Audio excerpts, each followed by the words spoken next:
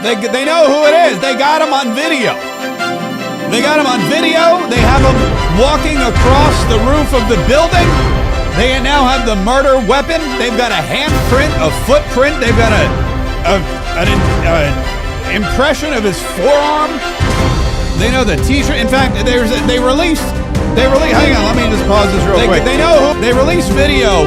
Well, here, you know what? First we had the dispatch, which was released. This is the official dispatch audio, the police audio of the suspected murderer, the assassin who took out Charlie Kirk yesterday in what was a brutal and devastating hit job at the university, was at Utah Valley University in Provo. This was 3,000 kids. We went live right after the show yesterday. Perhaps you caught part of it because we started when we first heard the reports. We were watching the events unfold. Sadly, we were still broadcasting when the word came down that Charlie Kirk had succumbed to his injuries. He was killed. He was murdered.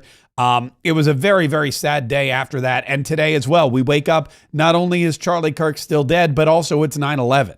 And President Donald Trump, the First Lady, out at ceremonies at the Pentagon and elsewhere, and just totally despondent after what happened yesterday. But the dispatch audio came out, so we know exactly who we're looking for. Is going to be wearing all black long gun, black tactical helmet, a black mask, possibly wearing a tactical vest and jeans.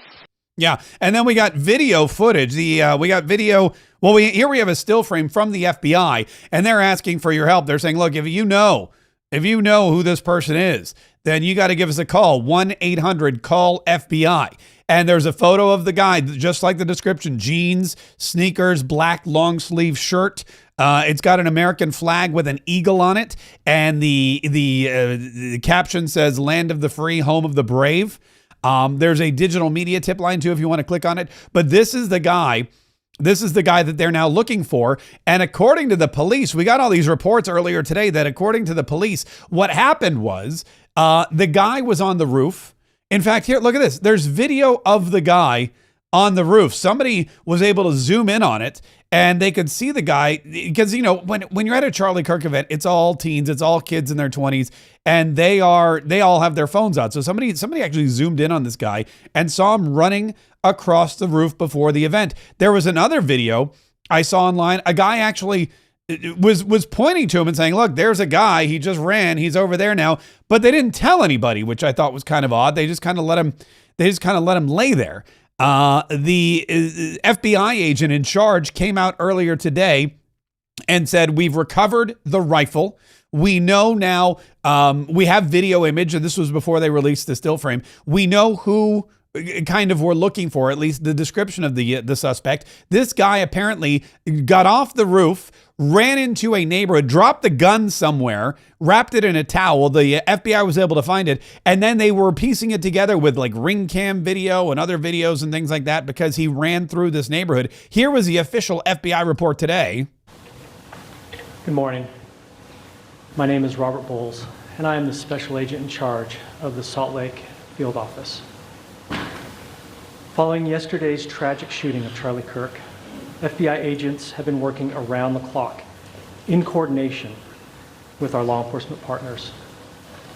We are and will continue to work nonstop until we find the person that has committed this heinous crime and find out why they did it. This morning I can tell you that we have recovered what we believe is the weapon that was used in yesterday's shooting. It is a high-powered bolt-action rifle. That rifle was recovered in a wooded area where the shooter had fled. So the FBI laboratory will be analyzing this weapon. Investigators have also collected footwear impression, a palm print, and forearm imprints for analysis. Now, I understand there are a lot of questions about motive. I assure you that all leads, tips are being fully investigated. As of this morning, we have received more than 130 tips. We thank the community for that.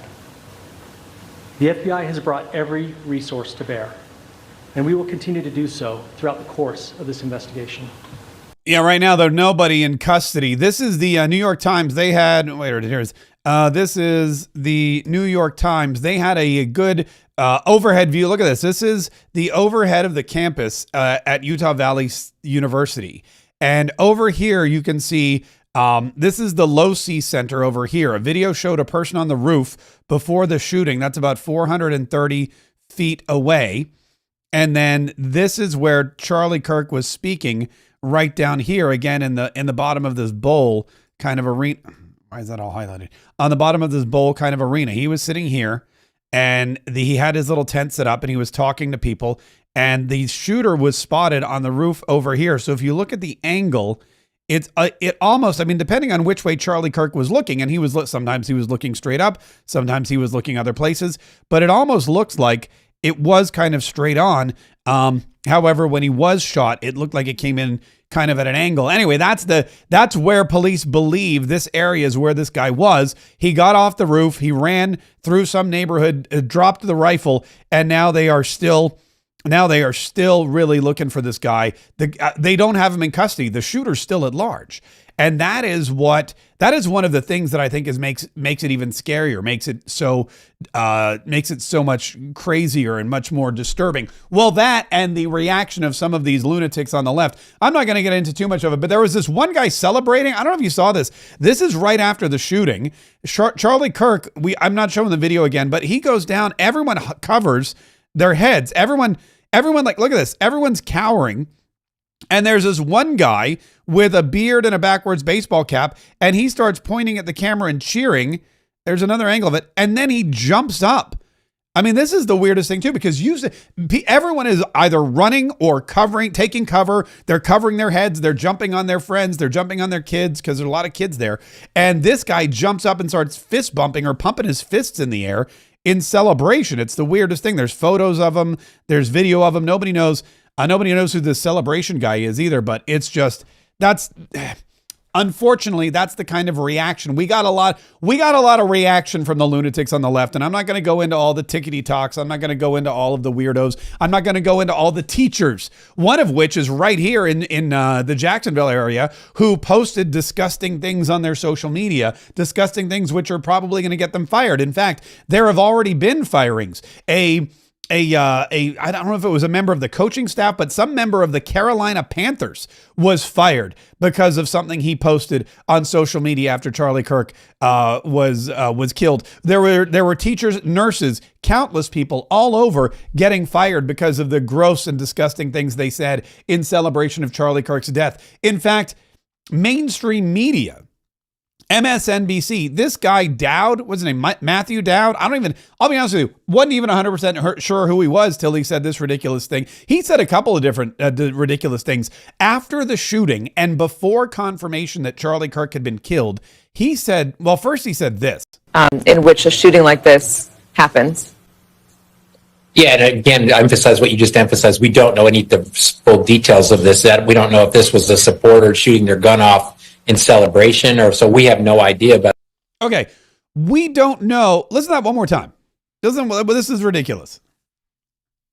In which a shooting like this happens.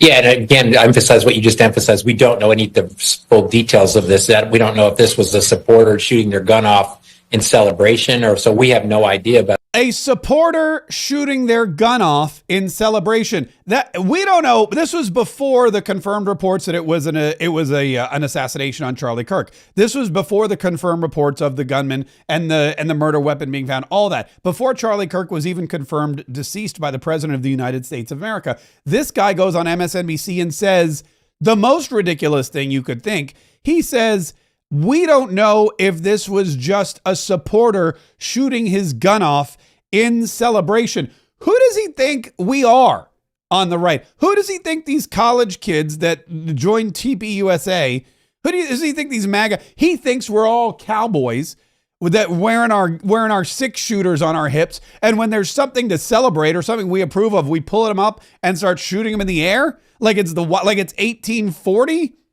Come on, this is what they think. This is exactly what these people think. They think that we are just rowdy, gun-toting hooligans who are irresponsible. And when something like this happens, his first thought is, everyone else, I'll be honest with you, When this happened, one single shot, when I saw what happened perfectly placed in Charlie's neck it was somebody who wanted to take him out and succeeded, unfortunately. And my first thought was, is this another trans activist? Is this somebody who's, believes all the rhetoric on the left about Charlie being a white supremacist? Is this somebody who hates Christians? Is this another attack like we saw on the church, the Catholic Church in Minneapolis, killing 2 young children just a few weeks ago? Those were my first thoughts. Never did I think maybe it was a rowdy conservative firing off their gun in celebration. Thought didn't come to my mind. Then again, I'm not an MSNBC reporter. But then he said something truly disgusting, which actually got him fired. But following up on what was just said, he's been one of the most divisive, especially divisive younger figures in this, who is constantly sort of pushing this sort of hate speech or sort of aimed at certain groups. And I always go back to hateful thoughts lead to hateful words, which then lead to hateful actions. Hateful thoughts lead to hateful words, which lead to hateful actions. So that was Matthew Dowd, who was blaming the victim, something that a lot of people on the left do. They blame the victim for being the victim of the crime. If it wasn't for his hateful thoughts and his hateful words, there wouldn't be these hateful actions. I spoke about that earlier today on Newsmax. There was a statement released from MSNBC Public Relations, President Rebecca Cutler. During our breaking news coverage of the shooting of Charlie Kirk, Matthew Dowd made comments that were inappropriate, insensitive, and unacceptable. We apologize for his statements, as has he. There is no place for violence in America, political or otherwise. They then later confirmed that he has been fired. He's been permanently retired from MSNBC, and that he will not be on that network. Yeah, and I'll be honest with you, that is a step forward, really, because 2 years ago, 3 years ago, he would have been promoted. 2 years ago, 3 years ago, there would have been a whole panel saying that. But MSNBC, times are changing a little in the media, not too much, but a little bit in the media. There have been reports that this rifle that was recovered also had some shells, some unspent rounds in them, and the unspent rounds had similar markings to what we saw in Minneapolis 2 weeks ago. Pro-trans, messaging or anti-Charlie Kirk type messaging, anti-MAGA messaging. That hasn't been confirmed by the FBI. At least I don't think it hadn't been as of 2 minutes ago when I hit go on the broadcast. But it seems like again, it's domestic terror, and that means that September 10th is a day that will live in infamy, when Charlie Kirk, one of the most patriotic Americans that I've ever seen or known of, Charlie Kirk, who has done more for this country in recent years than anyone. Charlie Kirk, who in 31 years of life has probably done more to advance the United States and American idealism than anyone who served in Congress for 30 years. Charlie Kirk, one of a kind, somebody who inspired not just the younger generation, but everybody, including the President of the United States. Now, September 10th will always be known as the day that Charlie Kirk was assassinated. And then, boom, September 11th, right after it, we wake up this morning and the sadness is multiplied once again as we remember the 24th anniversary. 24 years. I remember it like it was yesterday. And it was 24 years ago when our world was permanently changed. 24 years ago when 4 planes were hijacked by terrorists from Saudi Arabia, Islamic militant terrorists who hijacked planes, broke into the cockpits, killed the pilots, and flew those planes into our landmarks. The World Trade Center, both towers, the Pentagon. They aimed for the Capitol building, but again, because of the brave men and women on flight on United 93, that plane was unfortunately crashed into a field in Shanksburg, Pennsylvania, those Americans giving their lives to save other Americans whom they'd never met. 24 years. It's a quarter of a century ago, almost. I remember it like it was yesterday. And now next year, on the 25th anniversary of 9/11, we'll also be commemorating the first anniversary of the death of Charlie Kirk. Donald Trump is very despondent. Donald Trump knows Charlie Kirk very well, knew Charlie Kirk very well, worked with Charlie Kirk. Charlie Kirk dedicated the last few years of his life to making sure that Donald Trump would return to office, not just for Donald Trump's sake, but for all of our sakes. He knew what Joe Biden was doing. He knew what Kamala Harris was doing. He knew the evil of the deep state. He knew that we had one shot to save this country, and that if Donald Trump did not win re-election, if the Democrats were able to hang on to the presidency, that it would be over. It would be the end of the world. It would be the end of the United States of America. We were broken. We were broke. We were disrespected. Our military was weak. People had low, overall, the whole idea of being an American was negative to a lot of people. And we needed someone like Donald Trump that we could all rally around, that we could bring America back to where it is, to the new golden age. Charlie Kirk knew that, and he worked and he dedicated his organization and he raised money and he went out and he spoke every single day. We all did. All of us worked tirelessly for years to make sure that Donald Trump was reelected, and Donald Trump was reelected, and Donald Trump knows that one of the reasons why he was reelected was because of Charlie Kirk. And so today, right before he took the stage to commemorate those who died and the brave men and women who worked desperately to save as many people as they could on 9/11, before he commemorated them and before he remembered the heroes at the Pentagon, he paused to honor Charlie Kirk and make a very special announcement about his memory. Before we begin, let me express the horror and grief so many Americans at the heinous assassination of Charlie Kirk have felt. Charlie was a giant of his generation, a champion of liberty, and an inspiration to millions and millions of people. Our prayers are with his wonderful wife, Eric, and his beautiful children. Fantastic people they are. We miss him greatly, yet I have no doubt that Charlie's voice and the courage he put into the hearts of countless people, especially young people, will live on. I'm pleased to announce that I will soon be awarding Charlie Kirk posthumously the Presidential Medal of Freedom. The date of the ceremony will be announced, and I can only guarantee you one thing, that we will have a very big crowd. Very, very big. That is true.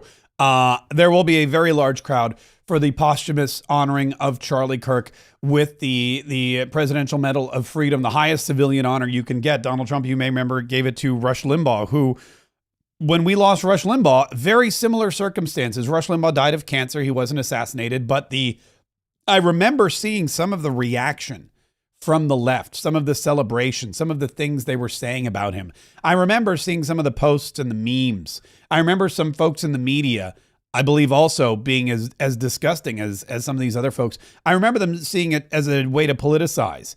And now I see it again with Charlie Kirk. In many ways, Charlie Kirk is to Gen Y, or Gen Z rather, what Rush Limbaugh was to Gen X.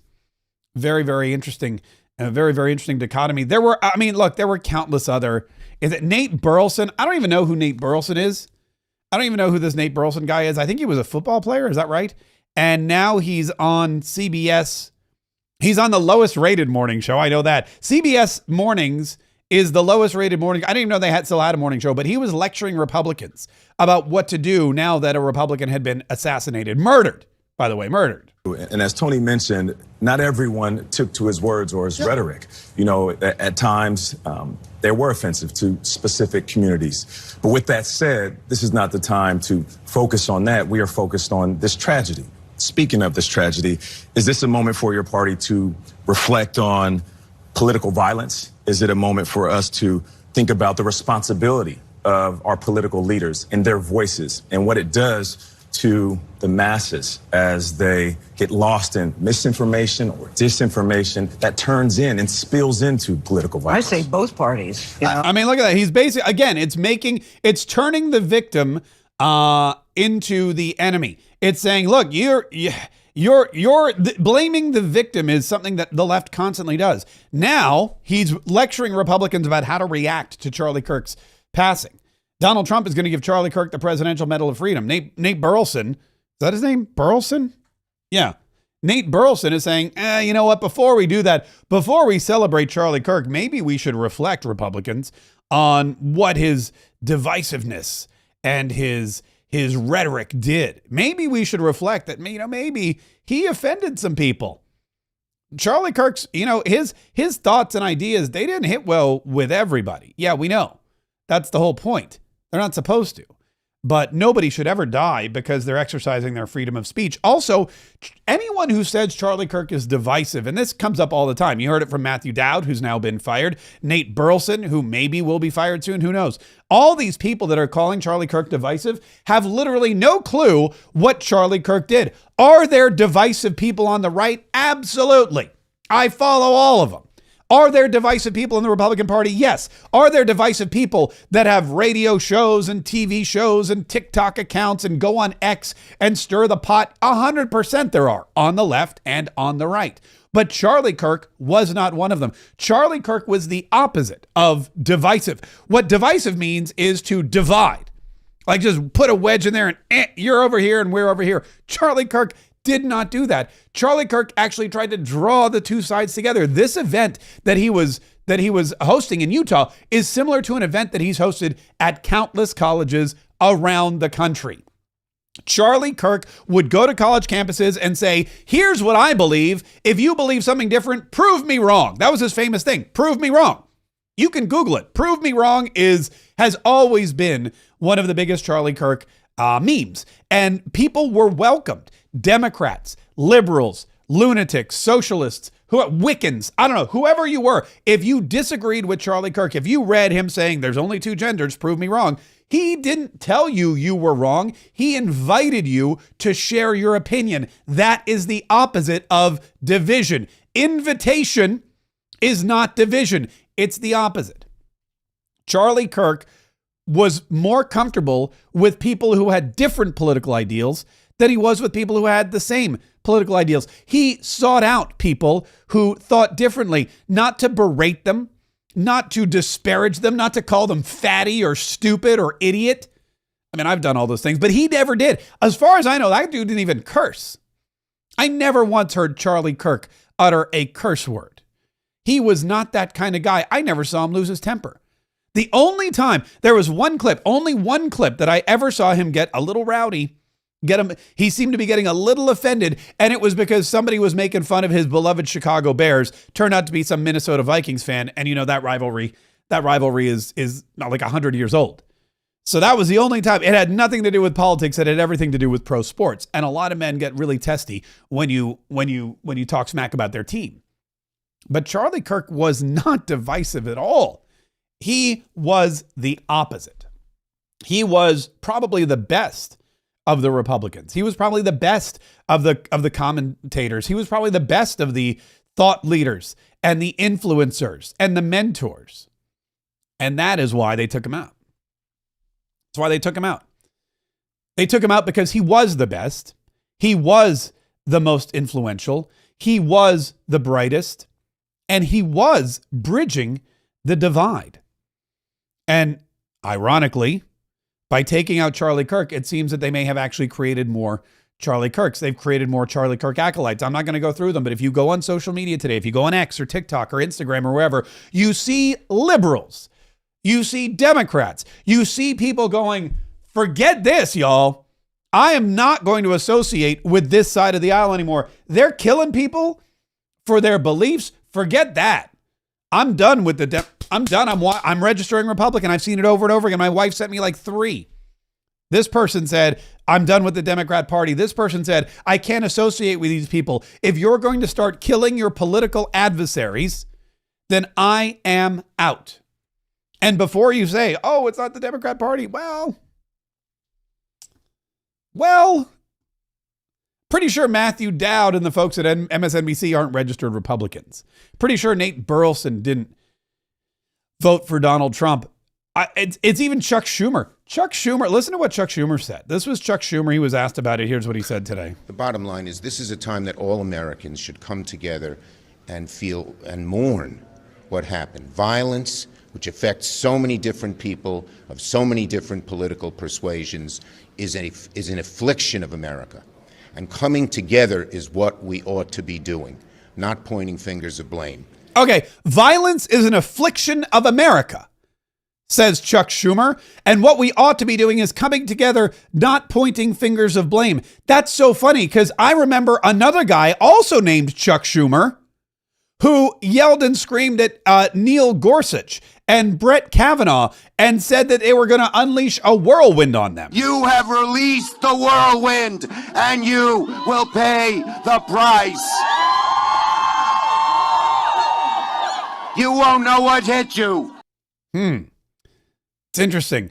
It's interesting. I'm conflicted because on one hand, you've got Chuck Schumer saying this.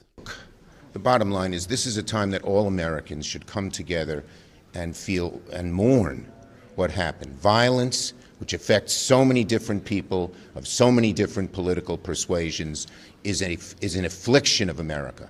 And coming together is what we ought to be doing. Violence is an affliction of America. That's Chuck Schumer. That's not AI. I checked. That's not AI. But then there was this Chuck Schumer. You have released the whirlwind, and you will pay the price. You won't know what hit you. So this is why I can't be a Democrat. I don't know. I get so confused. We should not be pointing the fingers. Violence is an affliction, but you've unleashed the whirlwind and you will pay the price. You won't know what hit you. Also, violence is an affliction. So confusing. So confusing. Joe Biden basically said that Donald Trump, Charlie Kirk, all Trump supporters were, terrorists. We were the biggest problem in the country. The joint session of Congress, according to the intelligence community, terrorism from white supremacy is the most lethal threat to the homeland today.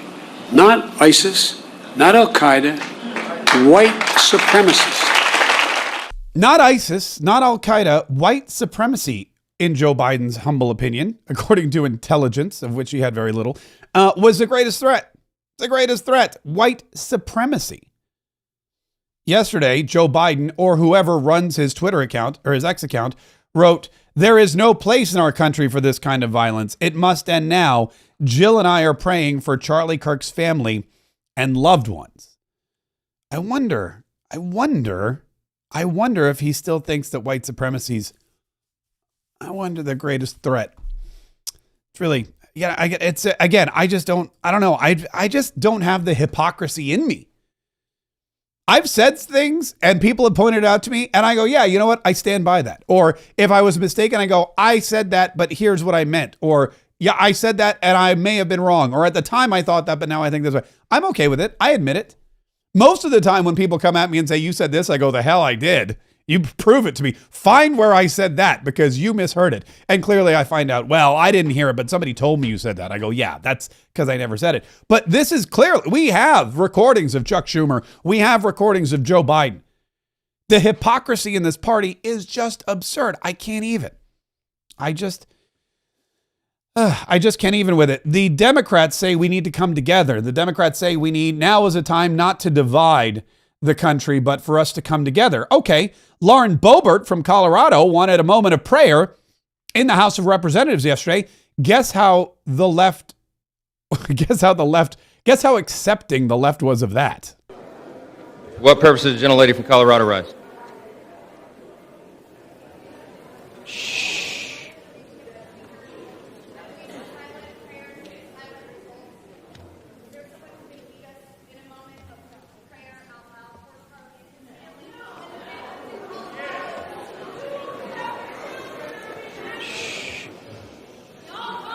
Let's wait a minute. The House will be in order. The House will be in order. Shh. The House will be in order. Shh.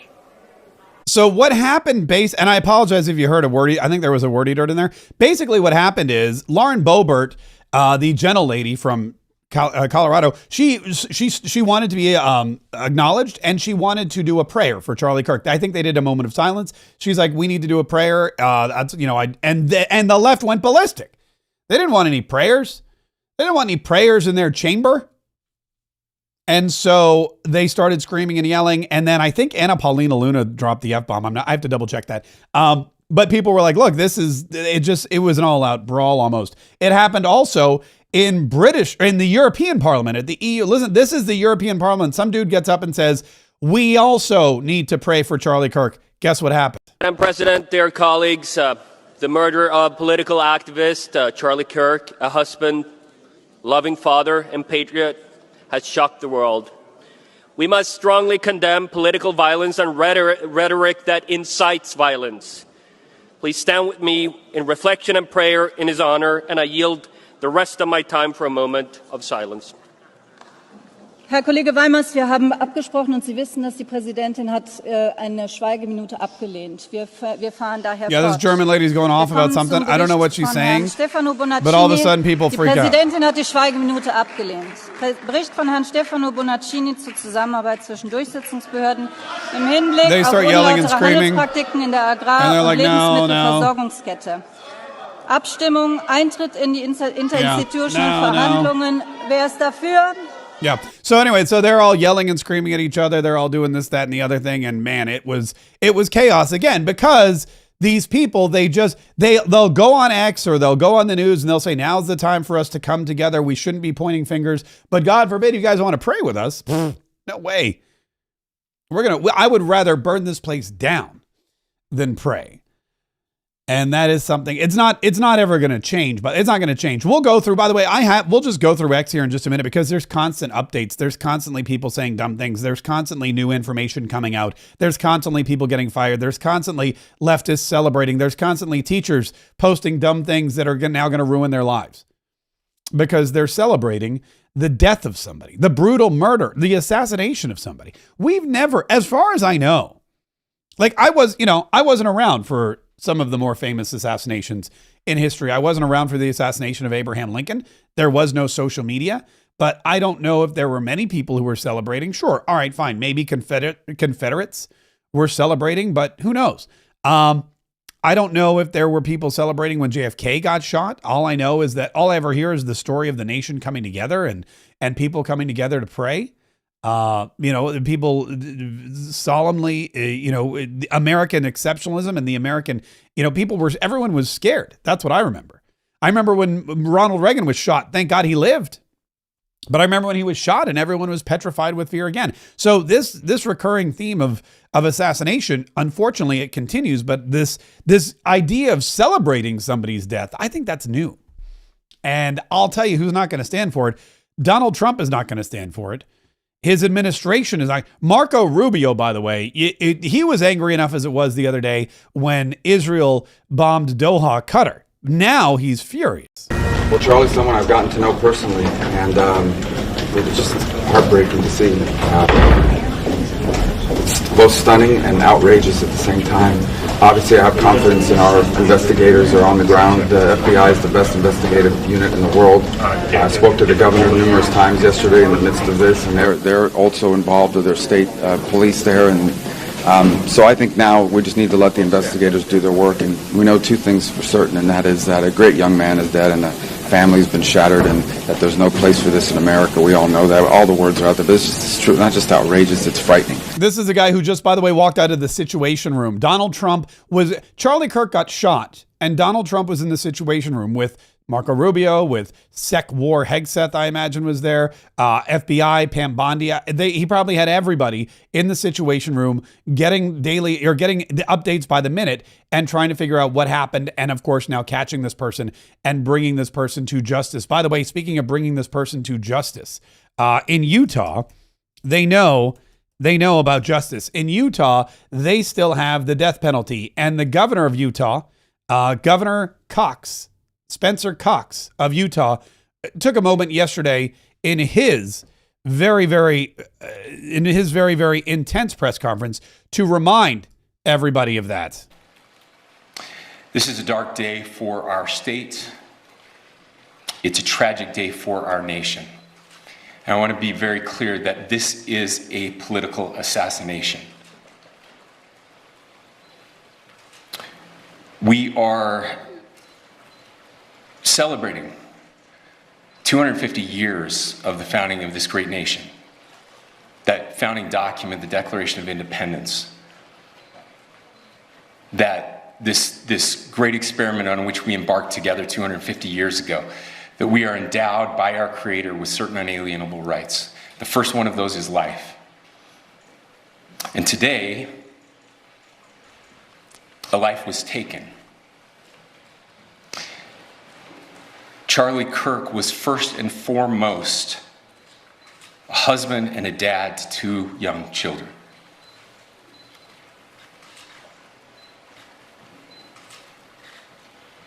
He was also very much politically involved, and that's why he was here on campus.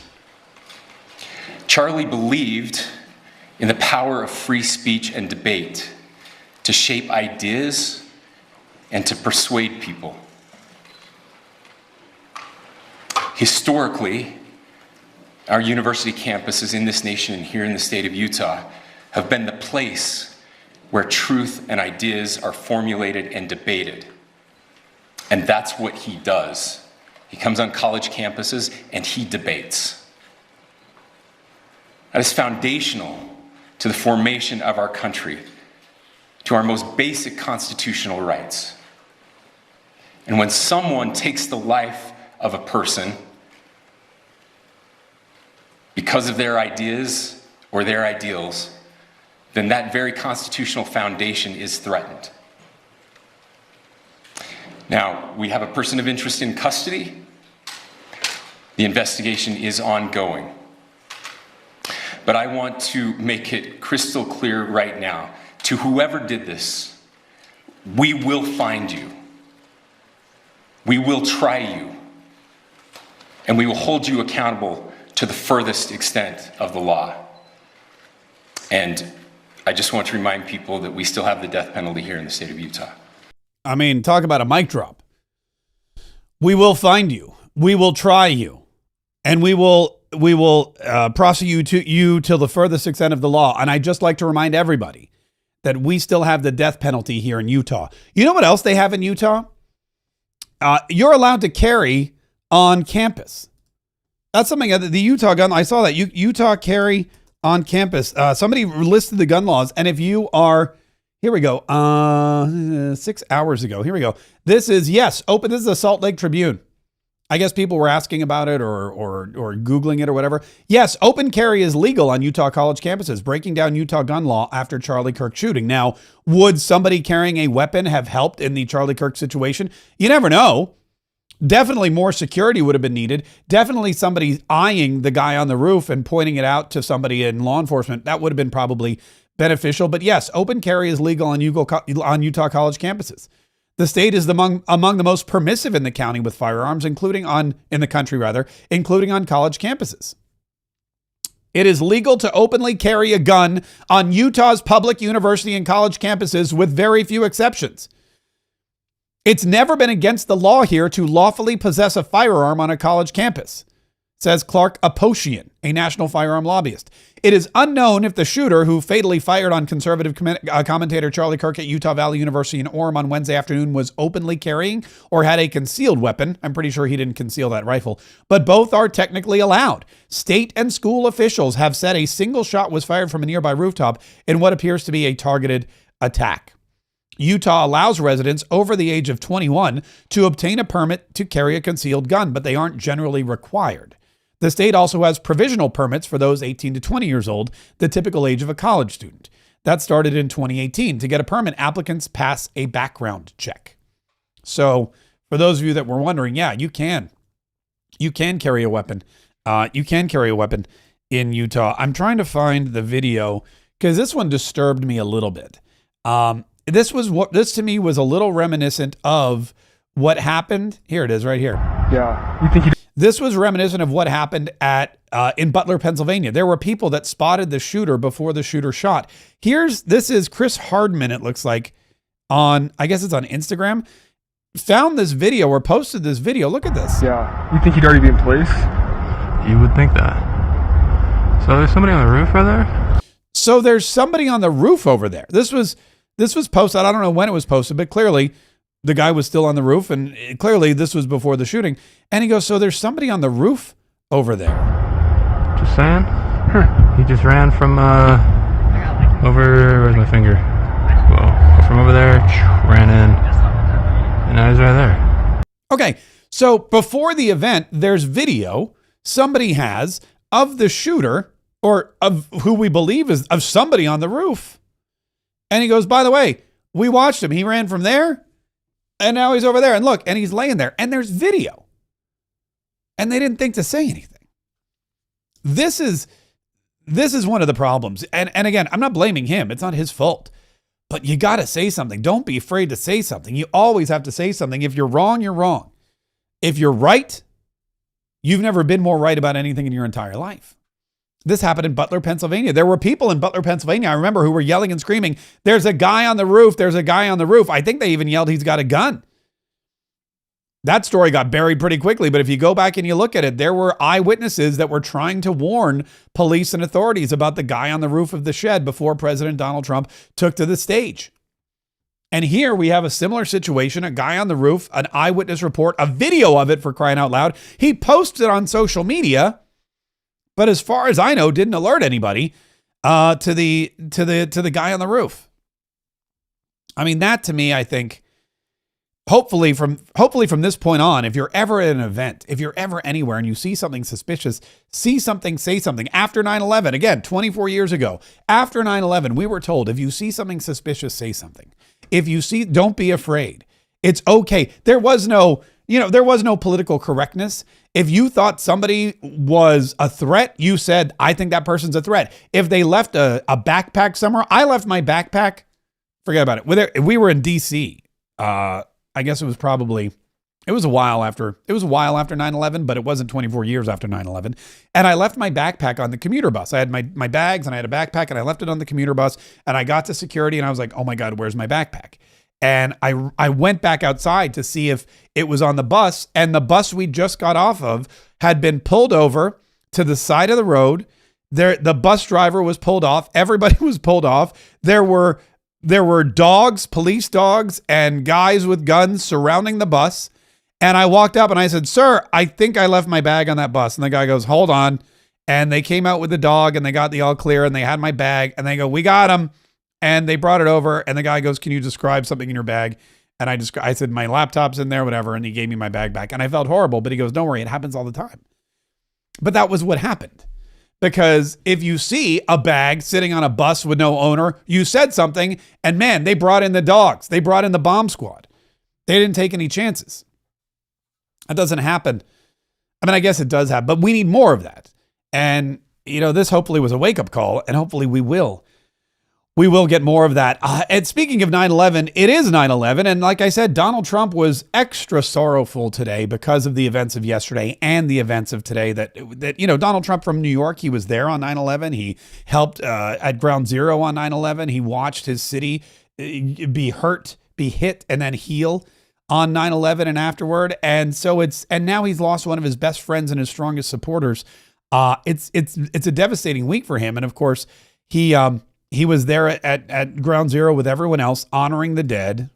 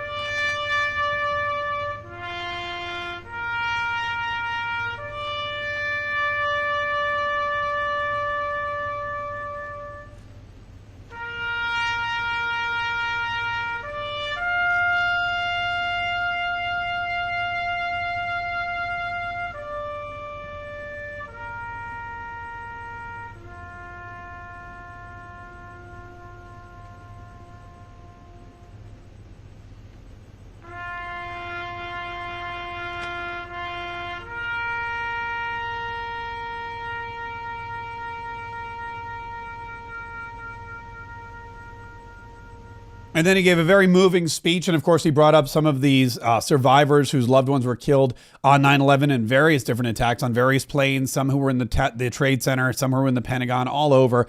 And he said something which is, again, has double meaning today after what happened yesterday in Utah. In America, we take blows, but we never buckle. We bleed, but we do not bow. And we defy the fear, endure the flames, and emerge from the crucible of every hardship stronger, prouder, and greater than ever before. Yeah, and that is definitely the American spirit. That's a truism about the United States of America and Americans, is that we do fear things, but we have the courage to fight through the fear. We do feel pain and we do have sorrow, but we move on knowing that there is a better tomorrow. We know that there are bad people and evil people in this world, but we never stop fighting. And with the memory of those who died on September 11th, we never stopped fighting. We came together after September 11th, and this is really a bad dichotomy I just thought of. We came together after September 11th. Everybody in the United States of America, we saw that we were all attacked. And we saw that we had a common enemy. And we saw that we needed to band together as a country. And everyone put ribbons, red, white, and blue ribbons on their cars, and everyone put American flags on their homes. And George Bush had something like 89% approval rating, and everybody would sing, and nobody burned a flag. Nobody disgraced the United States of America. Nobody did or said anything, well, till the Dixie Chicks, negative about our leadership or our men and women. They didn't say we need to defund the police. None of that. Now, 24 years later, Charlie Kirk again gets shot, and we do have people that see it as a good thing, that see it as an answer to their prayer, and are openly celebrating it. So we've come really far, but we may in some ways be going backwards. There is, like I said, I want to check real quick here. Once again, I do want to share this once again. This is the photo, by the way, of the guy. And and I don't know how many people we have in Utah listening, but if there's people in Utah listening or watching or anywhere, if you see this guy or if you know this guy, and he may have changed his clothes, but this is what the police have. They have this image. They put it out there. This is the FBI image. Call 1-800-CALL-FBI. If you know him, we want to keep sharing it. We want to make sure people know that this is who they suspect was, I believe, the gunman in the Charlie Kirk assassination. And of course, that's someone that we want to bring to justice for sure. But I want to go back and I want to just scroll here real quick, because like I said, every moment there's something that's popping up. Every moment, event goers said they expected more restrictions at an event with someone so famous and so polarizing. There's a lot of questions, yes, about the. Oh, this is horrible too. There's a lot of questions, yes, about the lack of security or the lax security at a Charlie Kirk event because of who he was, and of course the people that don't like him. CNN, by the way, when the messages started coming out, or when the information started coming out about the gun being found and the shell casings being found, and people saying there's transgender and Antifa writings on it, and I saw a bunch of people. I saw Steven Crowder posted. I saw a couple of, I think Glenn Beck mentioned it. They said the FBI found the weapon. They found shell casings. There's transgender stuff. There's Antifa stuff on it, and CNN called it culture writings. I don't think the guy's he's talking about it, but if you look down here, go on today. If you look down here on the lower third, it says phrases related to culture issues. Let me just mute this so we can play it. Phrases related to cultural issues were scrawled, on rifle and ammo found near Charlie Kirk shooting. Cultural issues. So they don't want to mention transgender stuff. They don't want to mention Antifa. They call it cultural issues. If CNN's calling it cultural issues, clearly there must be some kind of truth to it. Lee County teachers. In Lee County, Florida, 3 teachers have been fired for celebrating the murder of Charlie Kirk. There's another one. People are just doxing now every single teacher. And that's the thing. I guess people don't realize that what social media really is. This video on TikTok of this kid is so bad, I'm not even going to play it. He's got a bullhorn and he's chanting. I'm not even going to play it, but it's just more horrible stuff.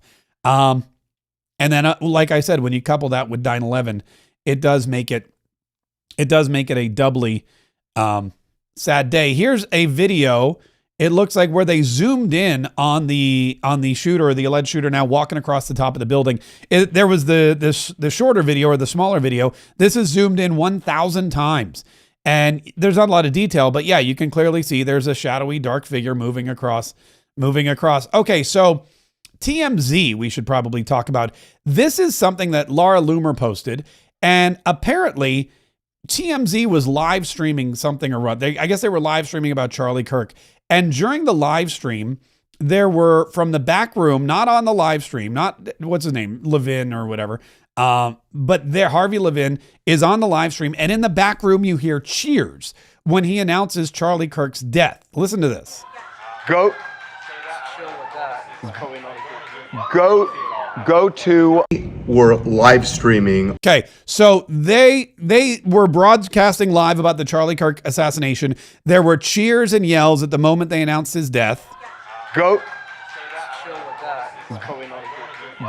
Yeah, and then they came back later with an explanation. I talked to my wife about this. She believes that. I don't know if I do.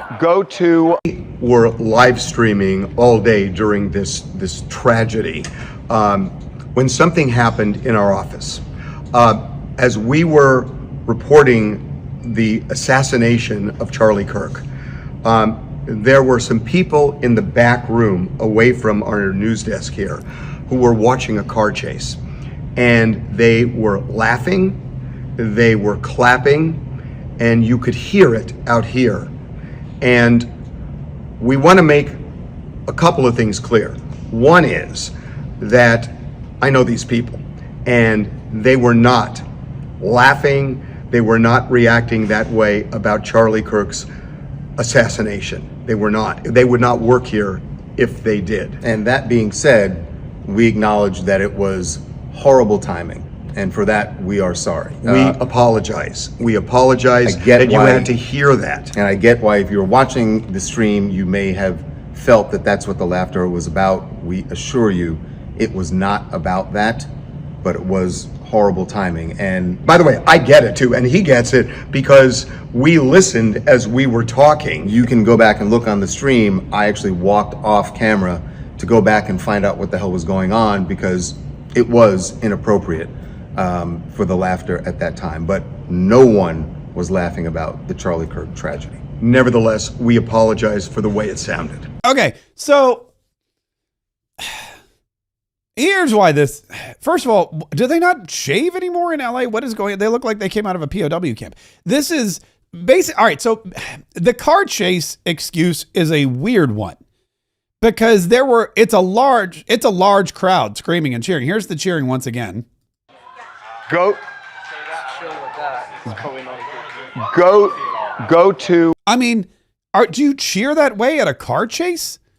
Is that something like, I've seen car chases. I don't think I've ever had that kind of a visceral emotional reaction at a car chase. What happened in the car chase to cause them to scream and yell and cheer in the background at the exact same time that they were announcing on the live stream that Charlie Kirk had been killed? Also, I live stream every day, and I live stream from a place where there's lots of noise. I have dogs that tend to bark. I have the guy coming with the leaf blower to blow the leaves. I've got Amazon ringing the doorbell. I've got, all sorts of stuff going on here. I do my best to limit the background noise, and I think I do a pretty gosh darn good job. Wouldn't you think that if you're a professional broadcast company like TMZ, one of the largest, I guess, entertainment news sources on the entire planet, wouldn't you think that you would maybe let everybody know, hey, we're live streaming, so don't scream and yell? What if somebody ran in cursing? I mean, I feel like, I don't know, the car chase thing to me was the weirdest part of it. It kind of went away, so maybe that's what it was. Somebody's saying this is what they were actually looking at, was a car. I don't know. I didn't buy that one. I'm just too cynical to ever buy that kind of an excuse. And then, like I said, you just go on and on today, and you're seeing all kinds of people who are just saying and doing and posting stupid things, and people are calling them out on it. People are saying, hey, this is not This is not the appropriate behavior for a teacher or for somebody in a professional atmosphere. This is not something you should be saying live on the internet. What you should be doing is you should be saddened and you should be mourning like everybody else, because this country will be forever changed once again, not because of September 11th this time, but because of September 10th. Now, there is a vigil tonight. In fact, there's vigils. Oh, there was a vigil yesterday, and guess what happened during the vigil? Guess what? Yesterday in Phoenix, I think it was in Phoenix, or it may have been in Utah, there was a vigil for Charlie Kirk, and guess what happened? Liberals came and crashed the vigil. This guy's getting... All right. So Charlie Kirk's supporters are chanting USA, USA. Liberals start screaming. A fight breaks out. They're attacking. You can now see people punching and kicking and hitting. Some girls screaming. This is at a candlelight vigil, by the way. This is at a candlelight vigil where Charlie Kirk supporters, where Christian conservatives are gathered to mourn and pay their respects to a patriot, a hero, a mentor, a legend, as Donald Trump called him, a martyr. This is what they were doing. And the liberals, a lot of these lunatic liberals on the left, the fringe lunatics who like to go protest everything, showed up and started terrorizing the people during the vigil. I mean, and that's what it is. These people are just peacefully coming together to light candles and say prayers, and they're getting attacked by the left. It just never ends. Just never ends. Donald Trump yesterday, well, hold on, let me finish. So tonight there's a candlelight vigil here in Neptune Beach, Florida, which is right here in Duval County.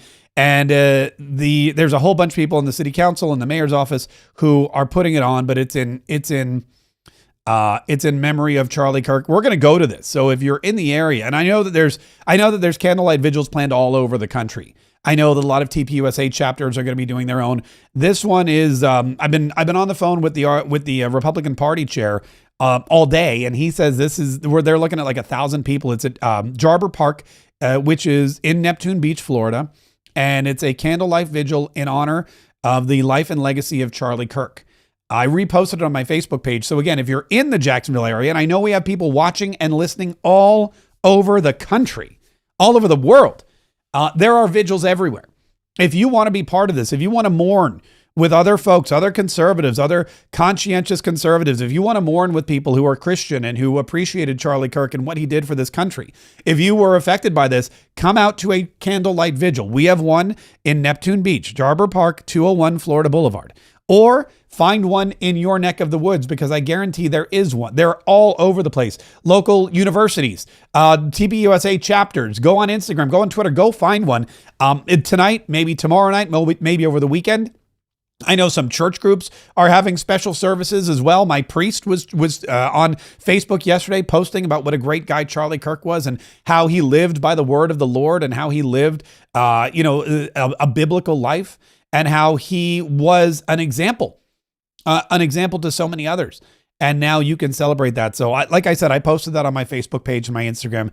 You can go check it out. And I hope if you're there, come out and pray with us tonight, because that's exactly what we're going to be doing. We're going to be praying for Charlie Kirk. We'll also be praying for those lost on 9/11, 24 years ago today. We all remember where we were yesterday. We all remember, if we were alive, where we were on September 11th, 2001. And we will, of course, pay tribute every year forever to those who lost their lives. Now, President Donald Trump, like I said, he's going to be at the Yankee game tonight. And then tomorrow he'll be back, I guess, at the White House. But it's going to be a really interesting couple of weeks now. There's a lot going on. And, we always say things come and they ebb and they flow. And there's good news and bad news. And Donald Trump has a lot of winning. But there's a lot going on right now with what's happening, the escalation in the Middle East, the continuing war in Ukraine. Yesterday, Donald Trump was writing on Truth Social about the drones that were in Poland. And I have to imagine that with Charlie Kirk being assassinated, that Donald Trump is going to be in a very serious state of mind, and that he's going to be, I'm not saying he's going to be emotional about things, but I feel like he's one of those fellas where, he's patient until he's not. And I have a feeling that between Israel and Hamas and Ukraine and Russia and the Democrats here at home and people attacking ICE and people attacking Republicans and everything else that's going on, I have a feeling that his patience may be wearing thin, and that after being a target, not once but twice, of political violence, after being shot himself at a rally in the head, I imagine that Donald Trump really understands what happened yesterday, probably more than anyone else on the planet. I mean, no one else that I can think of who's currently alive has been in that situation that Donald Trump and Charlie Kirk were in, and Donald Trump survived. Donald Trump turned his head at a split second, and a millimeter saved his life. Charlie Kirk did not, and there was a much different outcome. And you have to believe that not just their friendship, not just their shared faith, not just the battles that they fought all through 2024, all through the election, not just the fact that Charlie Kirk gave Donald Trump a platform and vice versa, not just the fact that Charlie Kirk brought all kinds of young voters to the Republican Party, specifically in support of Donald Trump, not just because Charlie Kirk lived a Christian and a conservative and an American lifestyle, was an amazing patriot and a supporter of the MAGA movement, not to mention a great guy, all around, loved by everybody. There's all of that, but Donald Trump saw yesterday what could have happened to him. And you have to imagine that changes you or gives you thought to reflect on. Donald Trump always knew that he could have been killed. But I think yesterday it was a reminder of just how close he came. And that reminder came in the form of losing one of his best friends and one of the greatest patriots this country's ever had.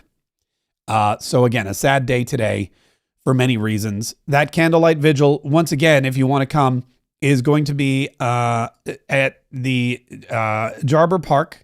That's in Neptune Beach, Florida. It's right there. And I mean, it's like the biggest park in Neptune Beach. And you can come by and see it. There's going to be the Jacksonville Young Republicans are going to be there. There's going to be the chairman of the Republican Party is going to be there. A couple of other folks. The mayor of Neptune Beach will be there. I'm bringing candles. My wife actually went to the store to get some candles. So we're not sure. I've heard that it's going to be a pretty big turnout. If you're planning to come, or if you're going to any candlelight vigil, I would always recommend bringing your own candles, because these things, there's people that put them on. There's people that rush to put them on, to put them together. But you don't know. You don't know if there's going to be enough for everybody. So if you ever go, bring a candle, bring a couple. Go get a box of candles, whatever you can do, because we want to make sure that everybody can see the lights. Everybody sees how the numbers of people that were affected by this, who are praying for Charlie Kirk and his family, who are praying for the United States of America, and who are going to carry on. Because that's what it's about. Candlelight vigils, yes, it's about remembering a great soul that's been lost, but it's also about remembering it's up to us to pick up the torch and carry the flame. And that's exactly what I plan to do. And I hope you plan to do it too. And I'm going to do it here every single day, all the time. I'm bringing you content. I'm bringing you information. I'm letting you know where the threats are. I'm letting you know who your enemies are. I'm reminding you that, we say it all the time. It's not just catchy rhetoric. This battle is not over. There are always new enemies. There are always new threats. They are getting more and more desperate. What we saw yesterday was desperation by people who have no argument, who have no idea what they're doing or saying. They cannot battle back with words, so they battle back with violence. We are all always in danger for our ideals, for wanting a better America, for wanting to live by the Constitution, for loving Jesus Christ, and for proselytizing those beliefs, for speaking out, for exercising our First Amendment rights of religion and speech and freedom of assembly. There are people who want us to die. And that's why we all need to stick together. So please subscribe to this channel, set the notifications, make sure if you're listening to the podcast that you've subscribed to the podcast as well, and tune in every single day so we can keep you informed, we can keep you enlightened, we can keep you inspired, so that you and me and all of us will do what Charlie Kirk did every day of his life and fight, fight, fight so we can save the Republic. I'll see you tonight, hopefully, at the video.